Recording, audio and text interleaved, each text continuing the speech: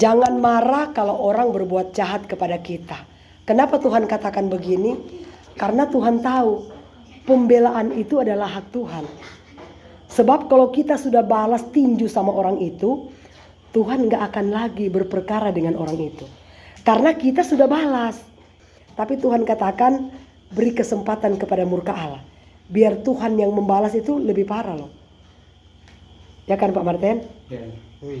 Tuhan katakan begini, ketika engkau tidak membalas kalau orang berbuat jahat kepada kita, lihat aja nanti. Coba Pak baca di ayat yang kedua.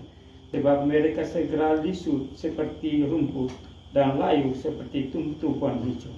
Tuhan katakan mereka akan segera lisut. Artinya saudara, akan ada begitu banyak masalah yang terjadi dalam hidup orang yang berbuat jahat terhadap kita. Tuhan punya 1000 banyak macam cara untuk membuat orang itu dia susah untuk berdiri tegak. Karena masalah bertubi-tubi datang silih berganti. Dan Tuhan katakan begini, berdiamlah di negeri dan berlakulah setia. Yang penting kita tetap tinggal diam di negeri di mana Tuhan tempatkan kita.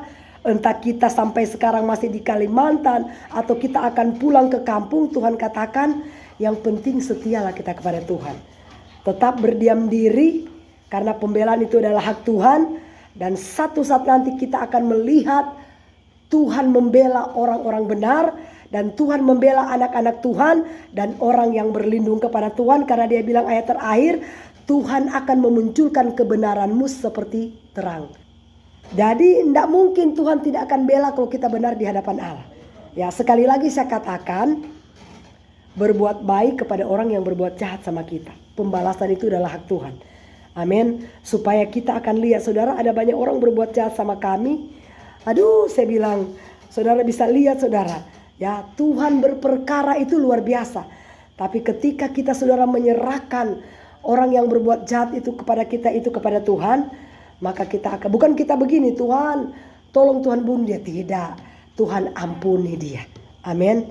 Ampuni dia karena mungkin dia tidak tahu apa yang dia perbuat. Amin. Seperti yang Yesus ajarkan kepada kita. Haleluya. Tuhan berkati.